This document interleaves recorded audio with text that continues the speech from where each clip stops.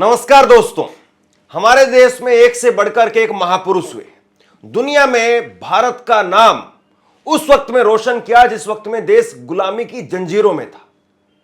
देश में scientific temperament को बढ़ाने का काम किया। लेकिन आज देश में किस तरीके का पाखंड और उस पाखंड का बोलबाला है, ये आप अपनी आंखों से देखेंगे तो वाकई कहेंगे कि देश को कहां धकेलने की तैयारी हो रही है। प्रधानमंत्री नरेंद्र मोदी के पास में इतना समय है कि वो धीरेंद्र शास्त्री के मंच पर जाते हैं और वहां पर जाकर के उनके एक अस्पताल का उद्घाटन करते हैं। अच्छी बात है कि अगर कोई साधु संत अपने आप को कहता है, पैसा कमाता है लोगों से, और अगर वो कोई अस्पताल खोलता है तो इसका स्वागत किया जाना चाहिए। लेकिन सवाल इस बात का है कि नरेंद्र मोदी ना केवल वहां पर जाते हैं बल्कि ये भी कह देते हैं कि मेरा छोटा भाई। मतलब एक तरीके से धीरेंद्र शास्त्री ने आज तक जो कुछ कहा है, चाहे वो मुसलमानों के प्रति नफरती बातें हों, चाहे जो महाकुंभ में नहीं जाएगा वो देशद्रोही हो, इस तरह की बातें जिस व्यक्ति ने कही है उसके सिर पर हाथ रखने का काम नरेंद्र मोदी करते हैं। यह बात अलग है कि नरेंद्र मोदी मणिपुर नहीं जा पाते हैं, लेकिन वो मध्य प्रदेश में धीरेंद्र शास्त्री के मंच पर जरूर चले जाते हैं। और बात केवल इतनी नहीं, एक वादा भी करके आए कि धीरेंद्र शास्त्री की शादी में आकर के नाचूंगा भी। कमाल की बात है। मतलब नरेंद्र मोदी जिस काम को करने के लिए उस कुर्सी पर बैठे हैं, उस काम के लिए वो कितने वो अपने आप को समर्पित करते हैं, या उस काम के प्रति कितना उनका डेडिकेशन है, इस बात को जरा आप देखिए। मतलब धीरेंद्र शास्त्री एक सामान्य से सवाल पूछने वाले धर्मेंद्र का या कोई और पत्रकार उनका सवालों का सामना करने के लिए एक प्रेस कॉन्फ्रेंस नहीं कर सकते हैं। एक घंटे भर की, आधे घंटे भर की, आज तक 11 सालों में उनसे एक प्रेस कॉन्फ्रेंस नहीं हो पाई। लेकिन वो धीरेंद्र शास्त्री के मंच पर जाकर के उनको अपना छोटा भाई बता देते हैं, उनके सर पर हाथ रख देते हैं, उनकी शादी में जाकर के नाचने का फिर से वादा भी कर देते हैं। ना मणिपुर जाते हैं, ना किसानों से मुलाकात करते हैं, भले ही किसान वो बैठे रहे। और दूसरी तरफ कल इंडिया पाकिस्तान का मैच था। आप सब जानते हैं कि कैसे वो इंडिया पाकिस्तान के मैच को लेकर के हाइक बनती है। इंडिया पाकिस्तान के मैच को लेकर के एक और बाबा जो अभी अभी पाखंडी के तौर पर मशहूर हुए, IITian बाबा। हालांकि इनको ऐसी हालत हो गई कि इनको महाकुंभ से भगाया गया। इन्होंने कहा कि मैं महाकुंभ छोड़ करके आ गया। लेकिन आजकल ऐसा लगता है कि ऐसे ही लोगों का बोलबाला है। कमाल की बात यह है कि ये IITian बाबा, इनके बड़े बड़े चैनलों पर इंटरव्यू हो रहे हैं, बड़े बड़े चैनलों पर इनकी खबरें दिखाई जा रही है। और कल भी इस IITian बाबा ने कह दिया कि भाई इंडिया वो जो मर्जी कर ले, जीतेगा नहीं। फिर बाद में कहा जाने लगा कि ये तो इन्होंने चैंपियंस ट्रॉफी के बारे में कहा था। सोचिए कि अगर कल इंडिया हार जाता तो देश तो हारता, लेकिन एक बाबा का उदय हो जाता, एक बाबा राष्ट्रीय बाबा बन जाता कि नहीं भाई वाकई इसकी पर्ची निकालने में, इसकी बात में तो दम है। धीरेंद्र शास्त्री कहां से? धीरेंद्र शास्त्री भी तो ऐसी पर्ची निकाल करके यहां तक पहुंचा। और ये पर्ची निकालने वाली बात है ना, ये बिल्कुल तुक्के वाली बात है। एक बार प्लस होगी, एक बार माइनस होगी। आप सिक्का उछालेंगे तो 100% में से 50% उसकी हेड आने की संभावना, 50% उसकी टेल आने की संभावना है। तो ये जो पाखंड और इस वक्त में अंधविश्वास का जो बोलबाला दिखाई देता है, क्या वाकई भारत को सही दिशा में ले जाने का प्रयास भी हो रहा है? मुझे हैरानी होती है कि किस तरीके से इन बाबाओं ने अपना बड़ा बड़ा एम्पायर खड़ा कर लिया है। एक वक्त में रामदेव भ्रष्टाचार की बात करते थे, योग की बात करते थे, और फिर वो कैसे कांग्रेस की सरकार हटाने में एक बड़ा आंदोलन वो खड़ा करते हैं, और उसके बाद में इतना बड़ा एम्पायर उन्होंने खड़ा कर लिया।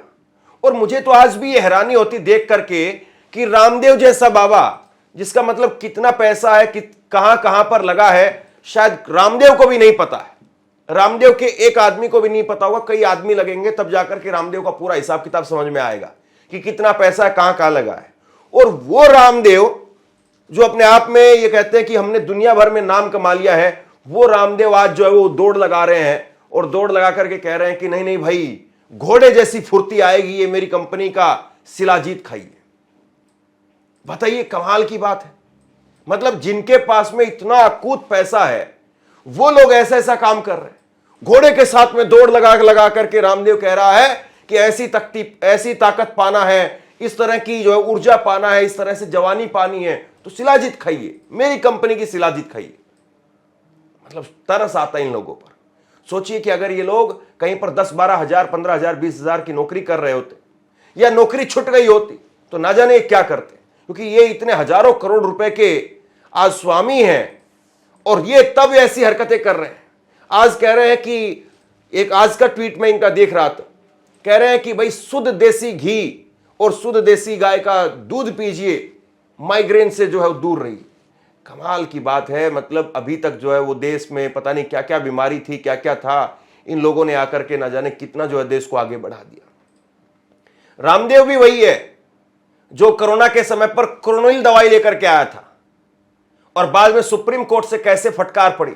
अब धीरेंद्र शास्त्री, अस्पताल खुल गया अच्छी बात, लेकिन अस्पताल में इलाज होगा या इलाज के नाम पर कुछ और होगा पता नहीं, और फिर उसके बाद में चीजें कहां से कहां पहुंचेंगी पता नहीं, क्योंकि अस्पताल में इलाज मिलना चाहिए।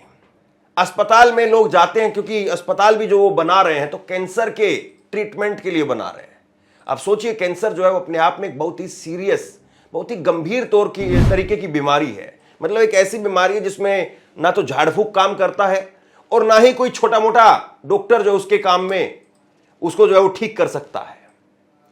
कैंसर का इलाज के लिए आपको स्पेशलिस्ट की आवश्यकता होती है। कहीं ऐसा तो नहीं है कि कैंसर के नाम पर या कैंसर के इलाज के नाम पर दुनिया टूट पड़ेगी, क्योंकि जाहिर सी बात है भारत जैसे देश में जब एक ट्रेन चलती है कैंसर एक्सप्रेस, कई राज्यों में कैंसर जो है एक बहुत बड़ी महामारी के तौर पर आ चुकी है, लेकिन उसको सरकार महामारी घोषित करने के लिए भी तैयार नहीं है। कैंसर एक ऐसी बीमारी है जो पूरे परिवार को लील लेती है, खा जाती है, निगल जाती है।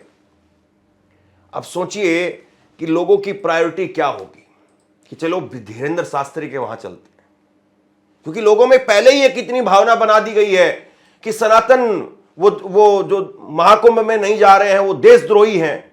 मतलब यही लोग देश प्रेमी हैं, यही लोग सनातन वाले हैं, यही लोग हिंदू धर्म के विदेशी हैं। ये पहले ही अपनी इतनी ब्रांडिंग कर चुके हैं। और जब नरेंद्र मोदी जैसे आदमी जो देश के प्रधानमंत्री हैं, अगर वो जाकर के इनके सिर पर हाथ रख रहे हैं तो सोचिए फिर क्या ही होगा। हालांकि नरेंद्र मोदी की उम्र और अगर इनकी उम्र देखें तो बहुत ज्यादा अंतर है। जो नरेंद्र मोदी कह रहे हैं मेरे छोटे भाई, लोग सोशल मीडिया पर लिख रहे हैं कि अगर नरेंद्र मोदी जी ने समय से शादी कर ली होती, विवाह कर लिया होता तो आज धीरेंद्र शास्त्री जैसा लड़का होता। बहुत लोग तो यह भी लिख रहे हैं कि हो सकता है कि पोता होता, क्योंकि धीरेंद्र शास्त्री की उम्र 28 साल है और नरेंद्र मोदी की उम्र जो है वो 74 साल है। दोनों के बीच में 46 साल का अंतर है। हमारे यहां 20-22 साल के अंदर गांव देहात में शादी हो जाती है, 20-22 साल में अगली जनरेशन आ जाती है। तो इस हिसाब से देखें तो नरेंद्र मोदी के शायद पोते होते। खैर वो व्यक्तिगत बातें छोड़ दीजिए आप। मुद्दे की बात क्या है? मुद्दे की बात यह है कि प्रधानमंत्री नरेंद्र मोदी वो मणिपुर नहीं जा पाते हैं। प्रधानमंत्री नरेंद्र मोदी ना किसानों से मिल पाते हैं। प्रधानमंत्री नरेंद्र मोदी बेरोजगारों को लेकर के कोई स्पेशल थीम पर काम कर रहे हो, यह भी गाहे बगाए नहीं दिखता है। लेकिन प्रधानमंत्री नरेंद्र मोदी एक बाबा के दरबार में जाकर के वो कहते हैं कि तुम मेरे छोटे भाई हो और मैं तुम्हारी शादी में भी आऊंगा। दो वादे। मेरे छोटे भाई धीरेंद्र शास्त्री जी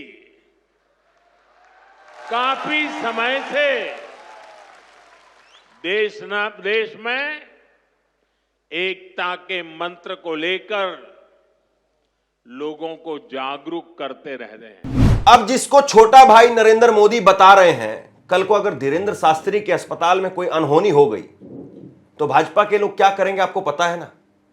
फ्रिंज एलिमेंट कहकर के ऐसे लोगों को खारिज कर देंगे। मतलब आप जो है वहां पर जाकर के ब्रांडिंग करने का काम कर रहे हैं एक तरीके से। ये जैसे कि हम लोग देखते हैं कि कोई जिम खोलता है तो कोई ऐसे कंट्रोवर्सी वाले आदमी को बुला लेता है कि आकर के उसके आने से भीड़ इकट्ठा हो जाएगी। वो बात सही है कि वो आदमी आएगा तो वो आदमी ठीक नहीं है। जैसे 2-4 नाम मैं ले देता हूं आपके आगे, बॉबी कटारिया या लुइस यादव, ऐसे लोगों को कई लोग बुला लेते हैं भीड़ इकट्ठा करने के लिए कि हाँ ठीक है ओपनिंग होगी, तो ओपनिंग होने के बाद में शहर में इधर उधर आसपास में चर्चा होगी और वहां जाकर के कोई ना कोई वो लोग स्क्रिप्ट के तहत कोई ना कोई एक कंट्रोवर्शियल बयान भी दे देते हैं ताकि उस बयान की खूब चर्चा हो और वो क्यों गया था, कहां गया था और कहां उसने ये बयान दिया इसकी भी चर्चा हो तो इसके साथ साथ जो उसका भी प्रचार होने लग जाता है। इस तरह इसके टोटके जो है वो छुटभइये लोग अपनाते हैं। मैं आपसे एक सवाल पूछता हूं, क्या एक सामान्य जनमानस जो ना इस तरफ झुकाव रखता है ना उस तरफ झुकाव रखता है, ना राजनीति की कोई बहुत समझ रखता है, अगर कोई एक सामान्य आदमी वो ये देखता है कि देश का प्रधानमंत्री कहीं पर आकर के किसी अस्पताल का उद्घाटन कर रहा है, तो उसके दिमाग में क्या छवि जाएगी? उसके दिमाग में तो जाहिर सी बात है यही बात जाएगी कि नहीं भाई, प्रधानमंत्री ने आकर के इस अस्पताल का उद्घाटन किया है और धीरेंद्र शास्त्री ने पहले ही अपनी छवि इस तरह की बना करके रखी हुई है कि बहुत हिंदू धर्म का हितैषी आदमी है। तो जाहिर सी बात है एक आम जनमानस के मन में यही छवि बनेगी कि नहीं नहीं, यहां पर पक्का चलना है, यहीं चलना है और यहीं इलाज करवाना है। कई हमारे बुजुर्ग मां बाप ऐसे होते हैं जो यकीन ही नहीं करते। बहुत सारे डॉक्टरों को लेकर के अंधविश्वास लोगों में हो जाता है कि नहीं फला अस्पताल के अंदर इलाज करवाना है। कई बार लोगों में यह भी अंधविश्वास हो जाता है कि नहीं फला अस्पताल में इलाज करवाया था, दादी का इलाज करवाया था लेकिन दादी की मौत हो गई थी तो वहां अस्पताल में इलाज ही नहीं करवाना है। मतलब हमारा जो पैमाना है या हमारी जो सोच है उसको किस तरीके से क्रश किया जा रहा है, कुचला जा रहा है। हम ये नहीं देख रहे हैं कि अब वहां पर कौन है, क्या डॉक्टर है, क्या सुविधा है, अब पहले से कुछ बेहतर हुआ है या पहले से बदतर हो गया है। हम इस चीज को लेकर के तय नहीं करते हैं, हम धारणा के आधार पर चलते हैं। आमतौर पर एक भारतीय को अगर आप देखेंगे, जो सामान्य भारतीय बहुत ज्यादा समझ नहीं रखता है, बहुत ज्यादा जागरूक नहीं है, वो धारणा पर चलता है। अब धीरेंद्र शास्त्री के वहां तो दौड़ लग जाएगी, लोग दौड़े दौड़े भागे भागे वहां पहुंचने लगेंगे और धीरेंद्र शास्त्री वहां पर क्या कर रहे हैं, किस तरीके से कर रहे हैं, वाकई जो है वो वहां पर इलाज होगा या इलाज के नाम पर लोगों की जेब लूटी जाएगी, काटी जाएगी, पता नहीं क्या करेंगे। लेकिन इससे पहले एक बड़ी बात यह भी है कि कहीं पर प्रधानमंत्री नरेंद्र मोदी जाते हैं, स्पेशली इतने बड़े प्रोग्राम में जाते हैं, वहां पर राज्यपाल हैं, वहां पर मुख्यमंत्री भी मौजूद हैं। सोचिए इतने सारे लोगों को एक साथ वहां पर लाना और उसके साथ साथ हिंदू धर्म के अपने आप में तथाकथित बड़े बड़े साधु संत वहां पर पहुंचे हुए हैं। राम भद्राचार्य को बुलाया, कितनी बड़ी ब्रांडिंग वहां पर की गई। और ये सब कहां से शुरू हुआ? धीरेंद्र शास्त्री की अगर आप पुरानी वीडियो निकाल करके देखेंगे तो धीरेंद्र शास्त्री जो है कभी कुर्सी पर बैठ करके कोई दरबार लगा रहे, कोई कुछ और कर रहे हैं। क्या धीरेंद्र शास्त्री की कोई बहुत बड़ी उपलब्धि है? क्या धीरेंद्र शास्त्री ने वाकई कोई बहुत बड़ा तीर मारा है? लोग कहेंगे कि नहीं भाई, लाखों लोगों में, करोड़ों लोगों में आस्था है उनके लिए। ठीक बात है, किसी की आस्था किसी में भी हो सकती है और उसकी आस्था का सम्मान भी करना चाहिए। लेकिन सवाल इस बात का है कि जब एक पब्लिक फिगर, जब देश का प्रधानमंत्री अगर कहीं पर जा रहा है तो क्या उस पर चर्चा होनी चाहिए? नहीं। और वो तो ये भी कह रहे हैं हम तुम्हारी शादी में भी नाचें। और आपने कहा है कि इसके उद्घाटन के लिए मैं आऊं, दूसरा कहा है कि उनकी बारात में मैं आऊं। मैं आज सार्वजनिक रूप से वादा करता हूं, दोनों काम कर दूंगा। बहुत हद तक यह भी संभव है कि नरेंद्र मोदी की यह बात जुमला भी साबित नहीं होगी। हालांकि उनके कई सारे वादे पहले जुमले साबित हो गए, 15 करोड़, 2 करोड़, सब जुमले भी हो गए, लेकिन यह वाला जुमला नहीं होगा। क्योंकि नरेंद्र मोदी अक्सर ऐसे बड़े बड़े नामचीन लोगों की शादी में पहुंच जाते हैं। अंबानी की बेटे की शादी में भी नरेंद्र मोदी स्पेशली गए थे। धीरेंद्र शास्त्री की शादी में भी नरेंद्र मोदी चले ही जाएंगे क्योंकि इतनी सारी बात हुई है। बस धीरेंद्र शास्त्री तब तक कोई बड़ी कंट्रोवर्सी खड़ी ना करें। अगर छोटा मोटा कुछ होगा तो नरेंद्र मोदी उस चीज को इग्नोर कर सकते हैं, क्योंकि छोटे मोटे तो अभी भी बहुत कुछ हो चुके हैं। धीरेंद्र शास्त्री कई सारे बयान है, ये कहते हैं कि तुम मेरा साथ दो, मैं तुम्हें हिंदू राष्ट्र बना करके दूंगा। सुभाष चंद्र बोस के साथ में अपनी तुलना कहते हुए धीरेंद्र शास्त्री कहते हैं, कहां सुभाष चंद्र बोस और कहां धीरेंद्र शास्त्री। और देश का प्रधानमंत्री एक ऐसे आदमी के साथ में मंच साझा ना केवल कर रहा है बल्कि उसको अपना छोटा भाई बता रहा है जो इस देश के संविधान के अनुरूप काम नहीं कर रहा है। क्या संविधान में कहीं लिखा है कि इस देश को हिंदू राष्ट्र बनाया जाए? क्या कोई बाबा यह कह सकता है कि मैं इस देश को मुस्लिम राष्ट्र बनाऊंगा और नरेंद्र मोदी उस मंच पर मौजूद हो सकते हैं? सोचिए जरा इस बात को। आप मुस्लिम राष्ट्र बनाऊंगा, अगर आप कोई एक बड़ी सभा करते हुए दिखाई दे जाएं या अपने घर के अंदर कोई एक छोटी सी वीडियो आपकी वायरल हो जाए कि मुस्लिम राष्ट्र बनाएंगे, उसी को लेकर के पता नहीं आपका कौन कौन से विभाग में, कौन कौन से महकमों में आपकी जांच चलने लग जाएगी कि कहां से फंडिंग हो रही है आपकी। कौन आपको पैसा दे रहा है, कौन आपको मुस्लिम राष्ट्र बनाने के लिए भड़का रहा है, कितने लोगों को आपने भड़काया है, कितने लोगों का आपने धर्म परिवर्तन करवाया, पता नहीं कौन कौन सा महकमा जो है वो आपके पीछे पड़ जाएगा। लेकिन एक आदमी जो कहता है कि हिंदू राष्ट्र बनाएंगे, उसके मंच पर नरेंद्र मोदी खड़े होते हैं। एक आदमी जो कहता है कि हम भी बुलडोजर खरीदेंगे, हम भी बुलडोजर चलाएंगे, जो खुलेआम जो है वो एक संप्रदाय के ऊपर बुलडोजर की बात करता है, उसके मंच पर नरेंद्र मोदी खड़े होते हैं। अब आइए जरा IITian बाबा, कल मतलब IITian बाबा जो है वो कह रहा है, उसकी ये वीडियो मैं इसलिए नहीं दिखा रहा हूं ज्यादा आपको, क्योंकि कई बार ऐसा होता है कि हम वीडियो पर दिखाते हैं और उसके बाद में कॉपीराइट की वजह से वो वीडियो हमें हटानी पड़ जाती है, इसलिए इनकी ज्यादा वीडियो नहीं दिखा रहे, केवल वीडियो आप वैसे देख लीजिए।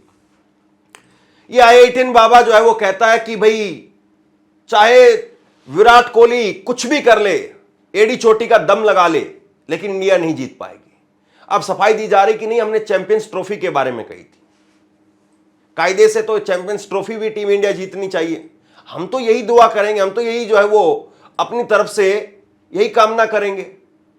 लेकिन आप अगर किसी चीज को लेकर के आलोचना कर रहे हैं या किसी चीज को लेकर के क्रिटिसाइज कर रहे हैं या फिर एक्सपर्ट के तौर पर अगर आप कुछ बोल रहे हैं, तो फिर आप उसके पीछे जो है वो कुछ तथ्य देंगे, कारण देंगे। लेकिन धर्म के आधार पर अगर आप ये कह रहे हैं कि नहीं नहीं ये धर्म को नहीं मान रहे, भगवान को नहीं मान रहे, हारेंगे ही हारेंगे, कमाल की बात है ना। मतलब एक टीम में मुसलमान भी खेल रहा है, एक टीम में हिंदू भी खेल रहा है, एक टीम में क्रिश्चियन भी है, सिख भी है, तो बताइए आप कैसे करेंगे। और कौन सा भगवान नाराज था जिसकी वजह से वो हार गए। हालांकि बहुत सारी बार तो ये होता है कि मुसलमानों को पकड़ करके टारगेट कर लिया जाता है, लेकिन विराट कोहली बड़े शानदार आदमी है। कल एक उनकी फोटो बड़ी वायरल हुई, वो झुके भी और विराट कोहली ने झुकाया भी। ये फोटो जरा आप देखिए, विराट कोहली ने जो है वो पाकिस्तानी प्लेयर के बैठ करके घुटने पर जूते के फीते भी बांधे और फिर उसके बाद में ऐसा मारा कि पूरा 100 रन का सेंचुरी जो उन्होंने कर डाली। और विराट कोहली का बल्ला जो काफी लंबे समय से खामोश था, वो खूब गरजने लगा, खूब बरसने लगा। लेकिन ये विराट कोहली की परिवार को, उसकी छोटी बच्ची को गाली देने वाले या उसकी पत्नी को गाली देने वाले लोगों से क्या कहें। लेकिन सवाल इस बात का है कि जब बड़े बड़े लोग, जब प्रधानमंत्री लेवल के आदमी, अगर वो किसी चीज को अपनी तरफ से जस्टिफाई करने लग जाएं या अपनी तरफ से उस पर अपनी छाप छोड़ने लग जाएं, तो फिर देश में बड़ा मुश्किल हो जाता है अंधविश्वास को, पाखंड को रोकना। शेयर कीजिए इस खबर को। और आप क्या सोचते हैं, क्या वाकई नरेंद्र मोदी को ऐसे मंचों पर जाना चाहिए? क्या भारत की पहचान ऐसे लोगों से होनी चाहिए? ऐसे लोग जो ये कर रहे हैं, क्या वाकई ऐसे लोगों के साथ में देश के प्रधानमंत्री को खड़ा होना चाहिए? नीचे कमेंट बॉक्स में अपनी राय लिख करके जरूर बताइए। इस वीडियो को शेयर कीजिए और इसी तरह की तमाम खबरों के लिए ऑनलाइन न्यूज इंडिया को सब्सक्राइब कीजिए। आपका बहुत बहुत धन्यवाद।